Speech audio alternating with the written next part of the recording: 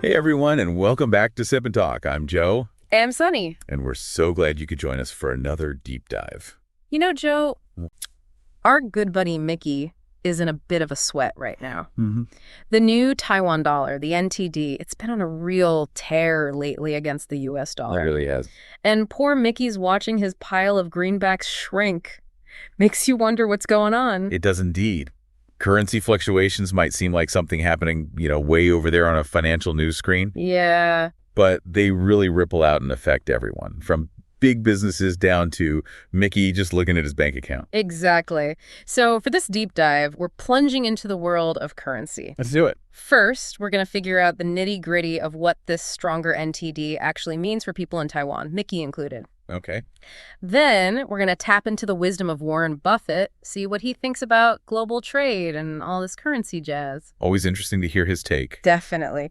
After that, we're going to get a little mind-bending with some currency thought experiments. Ooh, I like the sound of that. Yeah, like what-if scenarios to really get a grip on what money even is. Right, the fundamentals. Yeah. And finally, we'll take a look at the euro. You know, this whole thing where a bunch of countries decided to use the same money. A massive real-world experiment. And see what lessons are in there for us. Our mission today, to go way beyond the headlines and really get our heads around the wild, multifaceted world of currency. And how it messes with everything from our personal finances to the whole global shebang. Exactly. Ready to dive in. Absolutely. Yeah. Let's start right there with Taiwan and what this NTD appreciation means on the ground. Right. So picture Micky, or really anyone in Taiwan.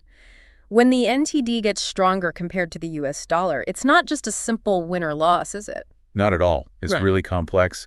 For Taiwanese companies that are big exporters, think electronics tech manufacturers. Yes, for big names. A stronger NTD means their stuff becomes pricier for international buyers. Ah, okay. So if they're selling in US dollars, that same pile of dollars now buys them fewer NTDs when they bring that money home. So it eats into their profits. It can, yeah, Yeah. big time. Imagine your favorite gadget suddenly costing more overseas.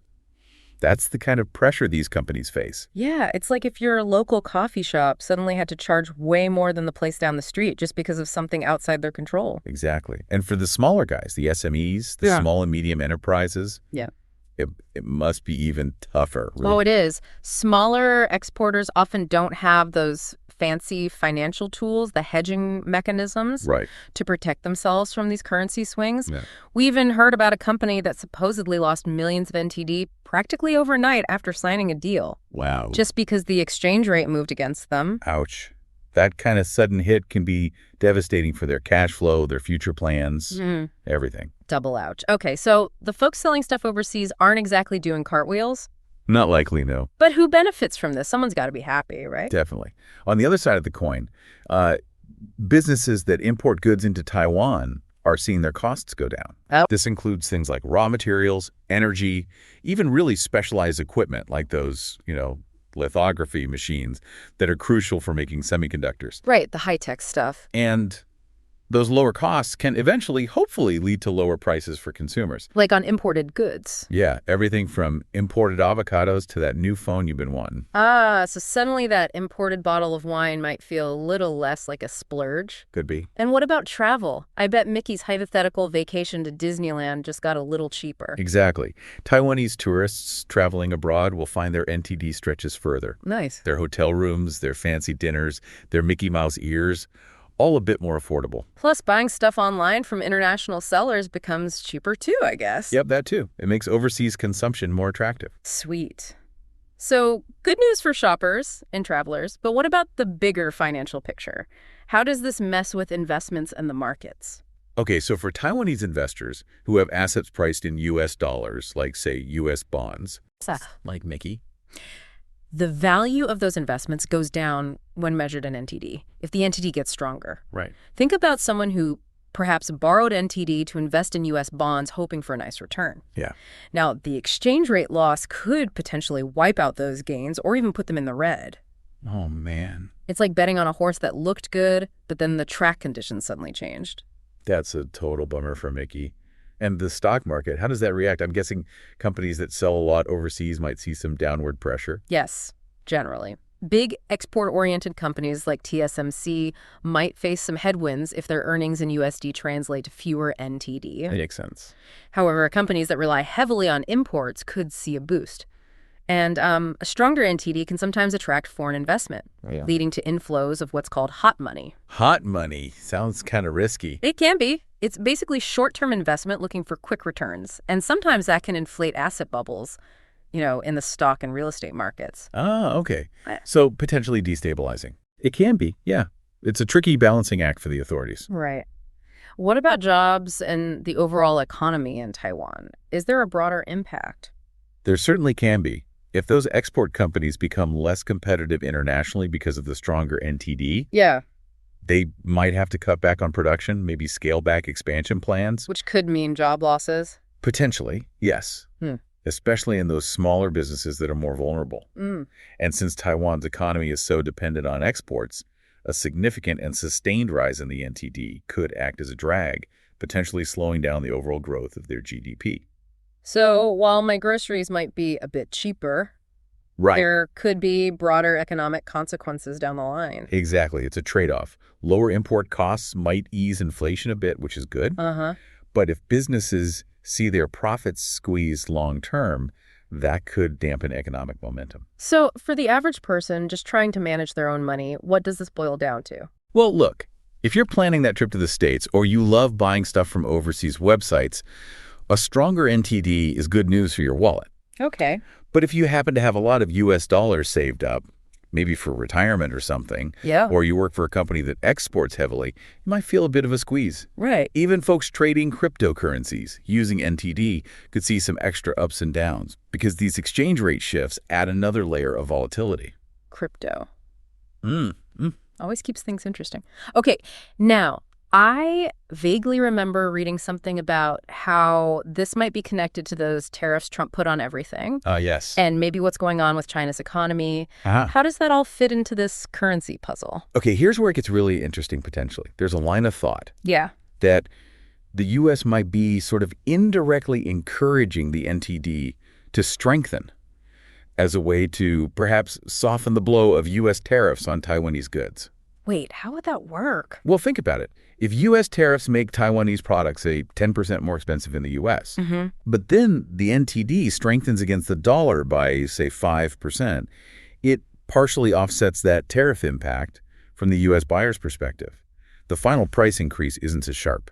Whoa, sneaky. So it's like a silent adjustment in a bigger trade game? It could be interpreted that way. It's a potential factor anyway. Yeah. It's complex. Okay. And what about China? How does their economy play into this? Well, if China's economy hits a rough patch, maybe because of those same tariffs or other domestic issues, their currency, the RMB, could weaken. Right. Now, if the NTD keeps getting stronger while the RMB gets weaker, Taiwanese goods could become less competitive compared to Chinese goods, not just in the U.S., but in the whole Asian market and globally. Ooh, double whammy potential there. Less competitive in the U.S. due to tariffs and less competitive regionally due to exchange rates. It's a possibility, yeah. It highlights how interconnected these currency movements are with regional trade dynamics. Okay. And what about gold? People always talk about gold in uncertain times. Does a stronger NTD make gold less appealing, or? It's a bit mixed. Since gold is often priced in U.S. dollars globally, a stronger NTD technically makes buying USD-denominated gold slightly more expensive in NTD terms. So that could dampen demand a little. But if there's a lot of general uncertainty swirling around, worries about China, trade tensions, global instability, then gold's traditional role as a safe haven asset might totally override that exchange rate effect. People might flock to gold regardless of what the NTD is doing, just seeking safety. Right, seeking that security blanket, even if it costs a little more. Precisely. Okay, my brain is officially full of currency complexities now, but it feels very immediate, very 2025. Has this kind of thing happened before? What does history tell us? It does offer some perspective. Back in 1989, the NTD actually got quite a bit stronger than it is now. Yeah. It reached around 26 NTD to $1 US.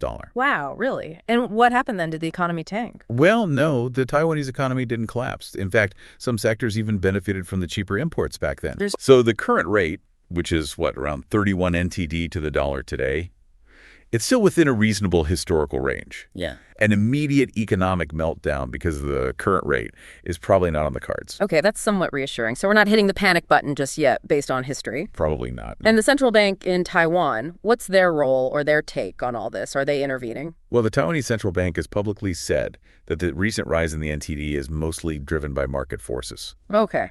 Not necessarily direct pressure from the U.S., though they acknowledge the trade surplus issues. But are they just letting it ride? Not necessarily. They've also hinted that they have tools and might step in to manage the exchange rate to smooth out volatility if they think it's getting too disruptive or hurting the economy excessively. Ah, so they prefer stability. Generally, yes. Most central banks do.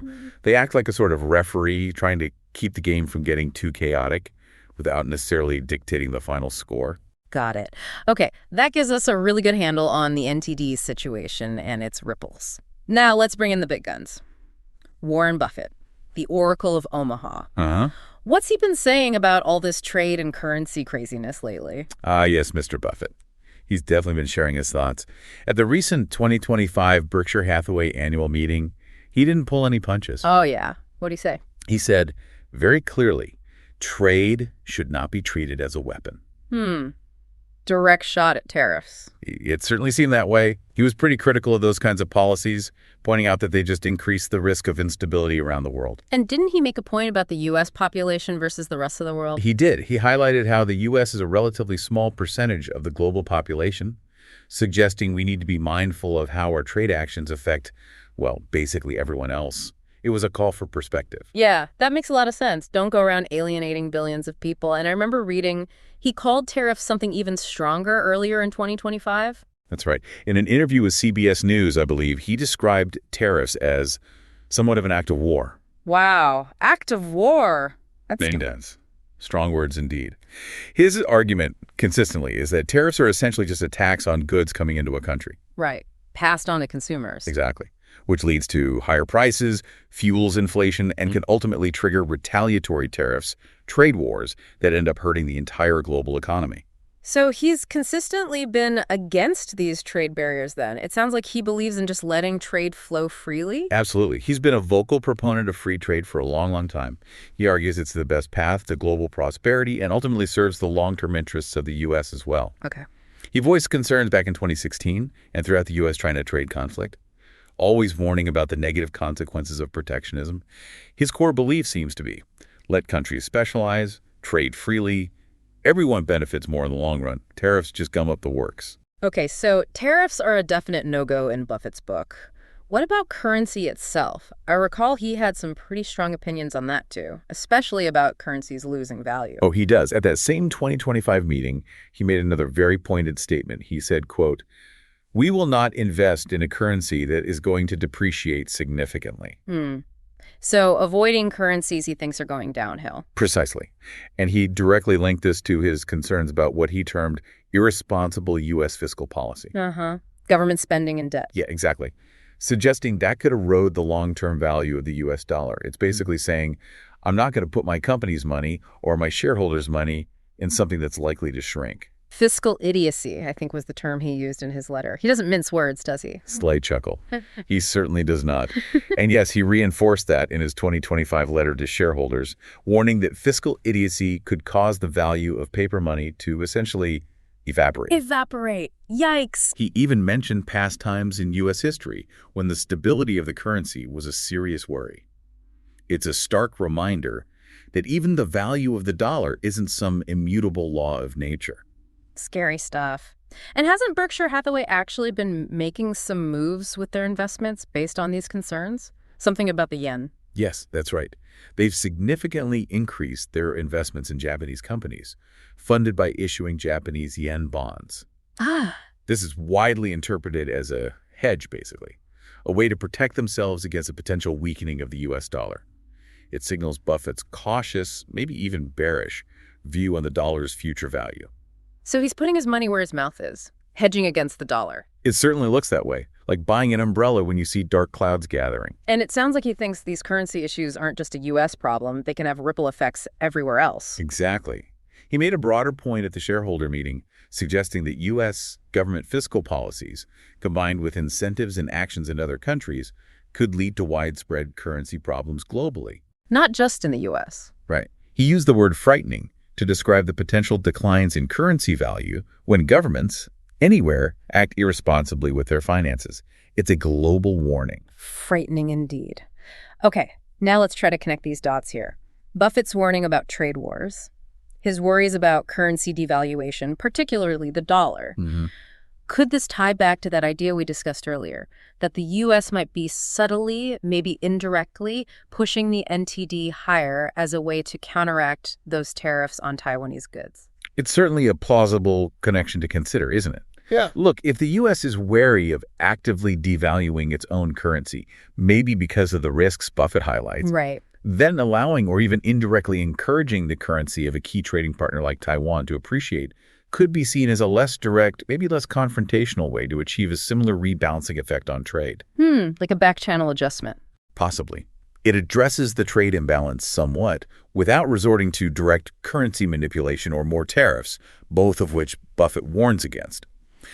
So, while Mickey's feeling the pinch of a stronger NTD, there could be these larger geopolitical and economic strategies playing out beneath the surface that are contributing to it. Wow. Makes you wonder what's really going on behind the scenes in those big international finance meetings, doesn't it? It absolutely does. Currency movements are rarely just about pure market forces. Okay, well, my brain's buzzing with all this real-world economics. Let's get a little more out there for a second. Right. Time for some currency thought experiments. Let's really dig down into the fundamental nature of what money even is. I love these. Okay, let's start with a classic. What if we woke up tomorrow and there was no currency? Poof. Gone.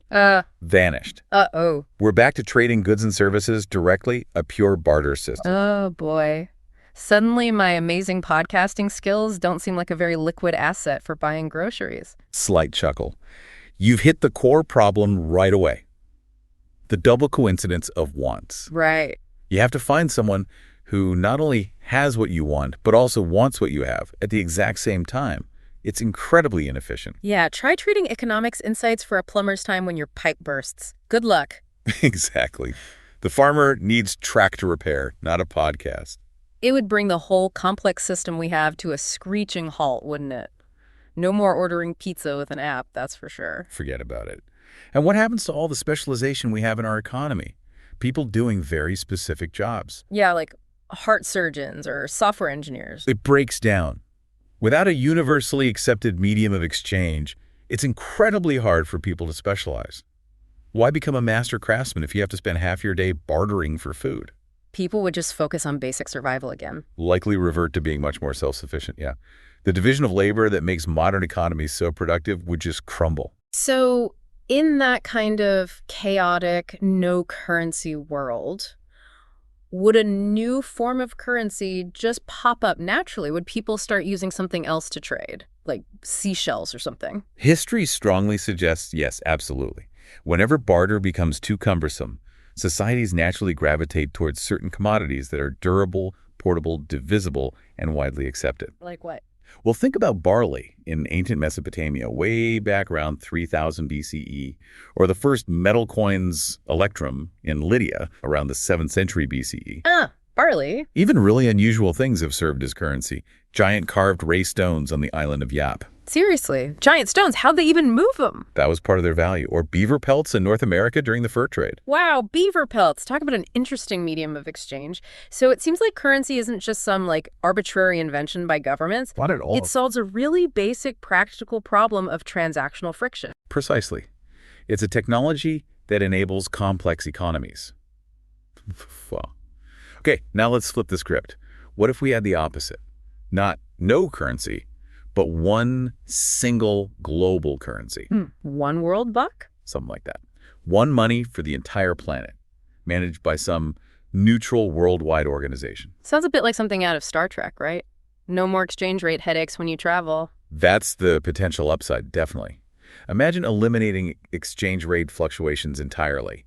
Think about the reduction in transaction costs for international trade and investment. Yeah, businesses would save a fortune. Potentially.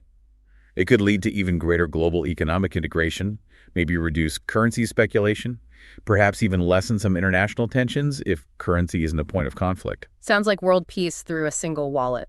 A bit utopian, maybe? Well, I bet there would be some serious downsides to every country giving up its own currency. oh, significant ones. Probably the biggest is the loss of national monetary policy independence. Meaning countries can't control their own interest rates or money supply? Exactly. Imagine a country facing a bad recession.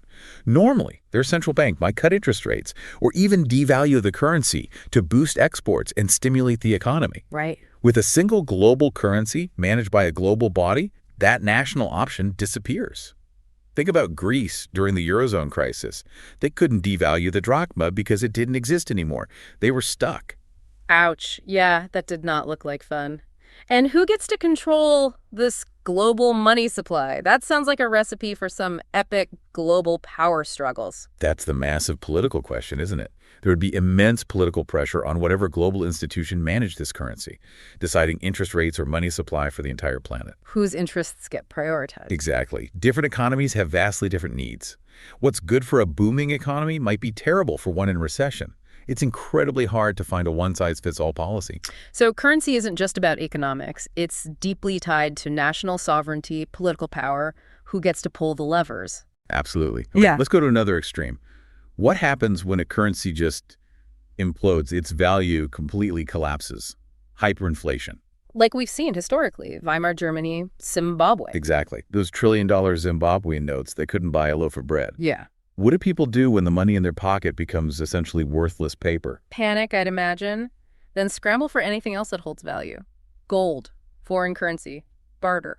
That's typically what happens. People revert to tangible assets, gold, silver, sometimes even cigarettes that function as currency in prisons or crisis zones. Wow. Foreign currencies seen as stable, like the US dollar in Zimbabwe's case, become highly sought after on the black market. And more recently, we've seen things like Bitcoin and basic barter surge in places like Venezuela during their currency crisis. So people find alternatives, but it sounds like societal breakdown isn't far behind. Hoarding, black markets, loss of trust. Sadly, that's often the reality.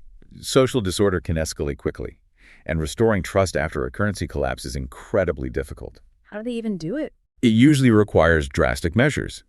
Introducing a completely new, credible currency, often backed by serious economic reforms and international support.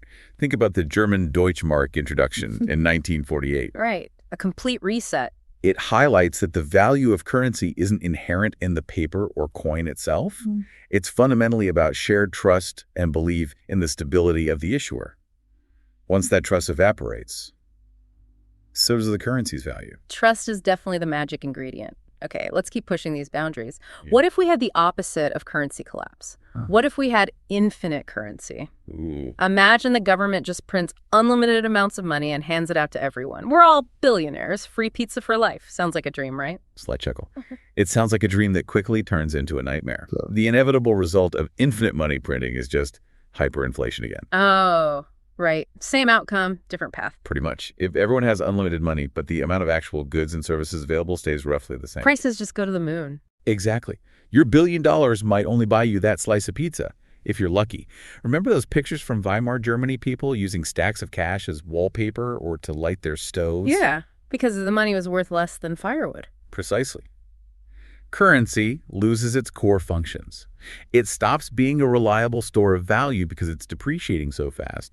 It stops being a useful medium of exchange because prices are changing constantly. So people would just stop using it, go back to barter again. Most likely. Or they'd start using other scarce assets, maybe foreign currencies again, gold. Who knows anything perceived as having more stable value than the infinitely printed local money? So again, it boils down to scarcity and that social consensus, that trust that the money actually means something. That's the essence of it. Okay, last thought experiment. Let's go full crypto. All right.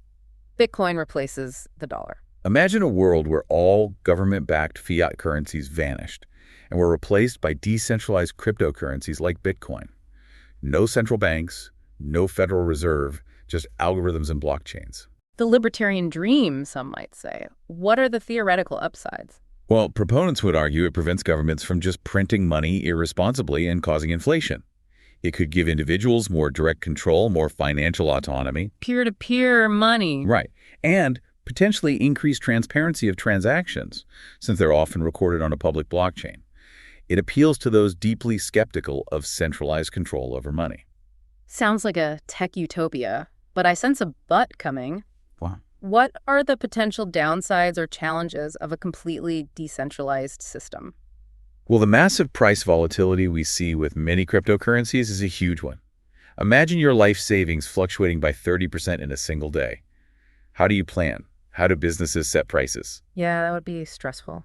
And the lack of any central regulation or authority makes it really difficult to respond to systemic economic crises. If there's a sudden crash or liquidity crunch, there's no lender of last resort, no central body to step in and try to stabilize things. So no safety net. Essentially, no. And then there's the really big question. How would governments fund themselves? How do you collect taxes effectively in a purely decentralized crypto world to pay for roads, schools, defense, all public services? It could fundamentally reshape the role of the state. Whoa, yeah, I hadn't really thought about the tax man in a Bitcoin-only world. That's a big one. It is. So it seems like there's always this inherent trade-off, doesn't it? Between the potential stability and tools of centralized control and the potential freedom and inflation resistance of decentralized systems. There's no perfect answer. Definitely seems that way. No free lunch, even in thought experiments. Exactly. And these experiments, will maybe seeming a bit theoretical or sci-fi, Yeah. they really help illuminate the essential functions, the strengths, and the vulnerabilities of the actual currency systems we use every single day. We see echoes of these scenarios playing out in the real world all the time. Like with Venezuela's currency issues or El Salvador adopting Bitcoin? Precisely.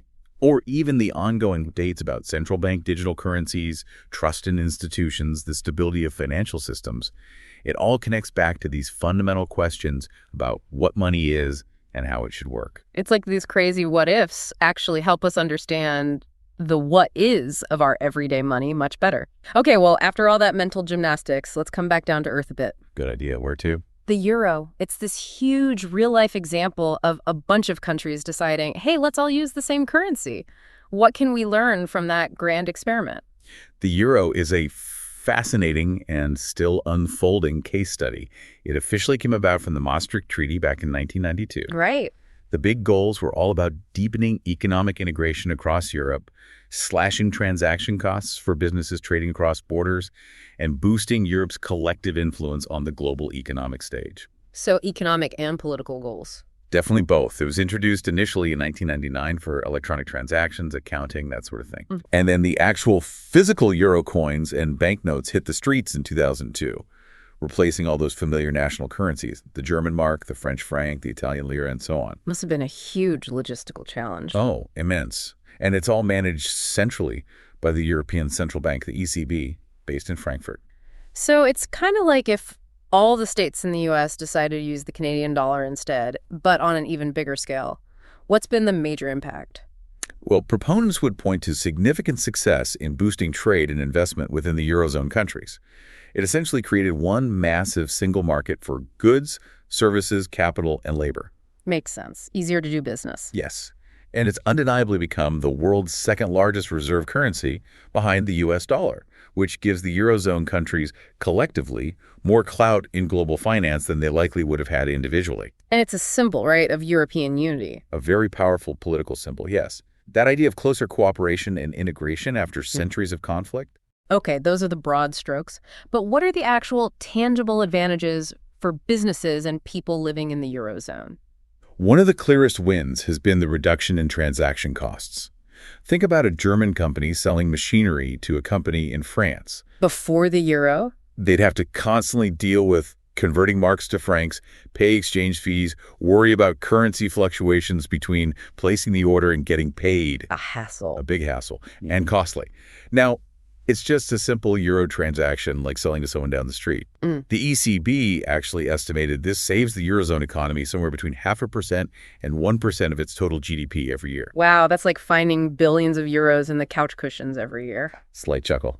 Kinda. It's also led to much greater price transparency. How so? Well, consumers can easily compare the price of a car, a hotel room, a loaf of bread in Spain versus Italy versus Germany, all in the same currency. This increases competition and generally helps keep prices more aligned and potentially lower. Ah, harder for companies to charge wildly different prices in different countries. Exactly. And as we mentioned, it's definitely spurred more trade and investment within the Eurozone. Research generally shows a significant uptick since the euro's introduction. Plus, having one coordinated monetary policy from the ECB helps manage inflation across the zone their target's close to, but below 2%. So more stable price environment overall. That's the goal. And finally, being a major international reserve currency provides a degree of stability and influence in the global financial system. Okay, sounds pretty good on paper. A lot of benefits there, but Yep. I definitely remember hearing about some serious economic problems, crises, and lots of arguments within the Eurozone over the years. What went wrong? Or what are the challenges? This is where it gets much more complicated and where our single global currency thought experiment starts to look very real. The fundamental issue is that the Eurozone isn't what economists call an optimal currency area, meaning the countries within it are actually very different economically. You have highly industrialized, export-driven economies like Germany, alongside countries like Greece or Portugal that might have different economic structures, maybe relying more on tourism or having different labor market dynamics. So they don't always move in sync. Exactly. They often have different economic cycles. A policy that might be perfect for stimulating growth in Germany could be totally wrong for cooling inflation in, say, Ireland. The 2008 global financial crisis really threw these differences into sharp relief. Yeah, I remember Greece having a particularly brutal time. What happened there specifically because of the euro?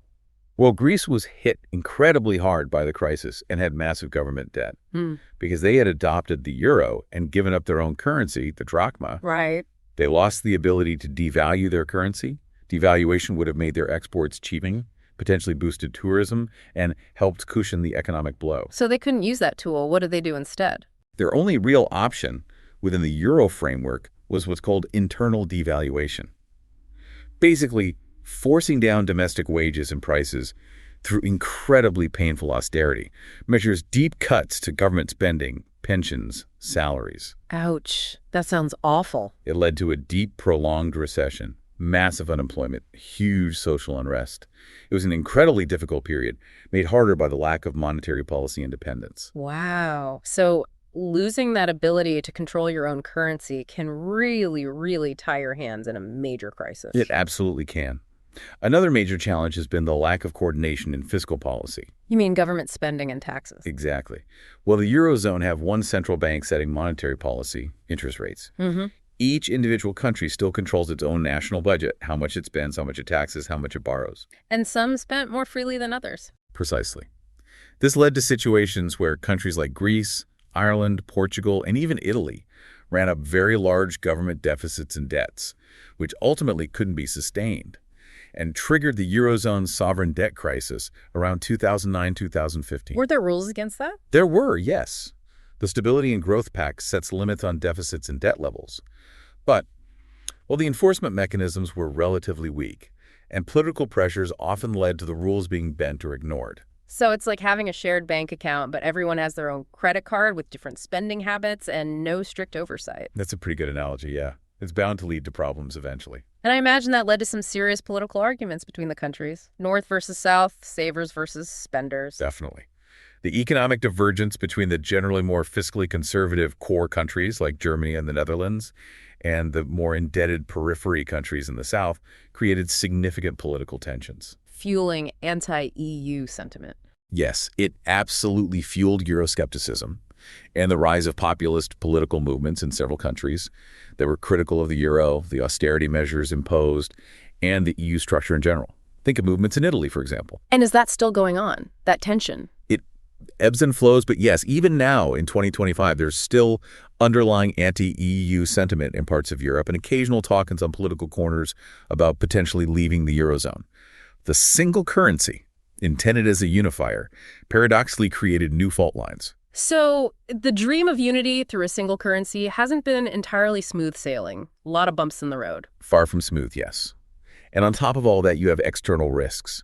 The euro still operates in a world dominated by the US dollar as the primary global reserve currency. Right. So shifts in US policy or global geopolitical tensions can create pressures on the euro, We've even seen reports about countries like Russia and China actively trying to reduce their reliance on the dollar, so-called de-dollarization efforts, which indirectly impacts the euro's relative standing too. Okay, so the euro experiment, it's really a mixed bag then, isn't it? Very much so. Some clear benefits like easier trade and price transparency, but also some really significant challenges stemming from economic diversity and the loss of national sovereignty. Exactly. And how does it connect back to our earlier single global currency thought experiment? Well, it seems like the euro provides a real-world preview, doesn't it? It shows the potential advantages, lower costs, more trade are real. Right. But it also vividly demonstrates the immense difficulties. Managing diverse economies under one policy, the political fights, the loss of national tools, it highlights just how crucial strong supporting institutions would be for any larger currency union. Institutions like maybe a coordinated fiscal union, not just monetary. Mechanisms for transferring resources between regions. Yeah, things the Eurozone still struggles with. It suggests a single global currency would face these problems on an even more massive and complex scale. The politics alone would be staggering. Absolutely. The euro teaches us that currency unification is as much, if not more, a political project as an economic one. Makes sense. So just briefly, what's the current situation with the euro right now in 2025? Where does it stand? Well, the economic recovery across the Eurozone post-pandemic is still somewhat uneven. Growth forecasts vary quite a bit between member states. Inflation has come down and is generally hovering around the ECB's target, but there's still uncertainties tied to energy prices and the global outlook. A big thing on the horizon is the planned launch of the digital euro. Oh, a central bank digital currency. Exactly. Planned for maybe 2026 or shortly after. Yeah. That could bring its own set of opportunities and challenges for the financial system. And politically. The political landscape remains dynamic. Upcoming elections in some key member states could always influence the future direction and cohesion of the Eurozone project. It's an ongoing story. So the Euro saga continues. It's a constant balancing act, it seems. Okay, wow. We have covered a huge amount of ground in this deep dive into currency. We really have. Time to try and bring it all together. Sounds good. We started, remember, with our friend Mickey's worries about the stronger NTD shrinking his US dollar assets. Right. And hopefully this whole discussion has put those kinds of personal finance concerns into a much broader context. We saw how these currency fluctuations aren't simple. They create winners like importers and tourists in Taiwan's case, and losers like exporters and holders of foreign assets. The effects ripple out. Yeah, impacting trade, investment, jobs, inflation, the whole economy. And then we brought in Warren Buffett. His warnings about using trade as a weapon and his deep concerns about irresponsible fiscal policy leading to currency devaluation, they really underscore how government actions, even perhaps indirect pressures related to things like tariffs, can influence currency values. That might be part of the story behind the NTD's recent strength. And then we took that wild ride through the thought experiments. Slight chuckle. That was fun. From barter to Bitcoin, yeah. It really helped crystallize the fundamental roles money plays, medium of exchange, store of value, but also its limitations and its reliance on trust and scarcity. Showing why societies invented it, why it can collapse, and the trade-offs between different potential systems like a single global currency or decentralized crypto. And finally, the Eurozone, our real-world laboratory for currency unification. Right. It showed us that tangible benefits, reduced costs, boosted trade are achievable. But it also laid bare the significant hurdles. Managing economic diversity with a one-size-fits-all policy, the loss of national sovereignty, the need for strong political and fiscal coordination. Lessons learned the hard way in many respects. So putting it all together, it's just incredibly complex, isn't it? The world of currency involves this intricate dance between economics, politics, global events, even mass psychology and trust. It's far more than just numbers changing on a screen. It shapes industries, influences international relations, and directly impacts all of our lives. Absolutely. All right, so for you, the listener, chewing on all this, here's a final thought to mull over. Okay. Considering all these different scenarios we've explored, from a world without currency to a single global one, to the rise of digital currencies like CBDCs or crypto, which of these possibilities, or maybe some hybrid, do you think is most likely to become a bigger part of our reality in the future? And maybe more importantly, why? What would a truly stable, fair, and functional global monetary system even look like in the decades ahead? That's a big question to ponder. Definitely something to think about next time you check your bank balance or pay for coffee. Thanks so much for taking this deep dive into the fascinating and sometimes frustrating world of currency with us. Thanks for listening.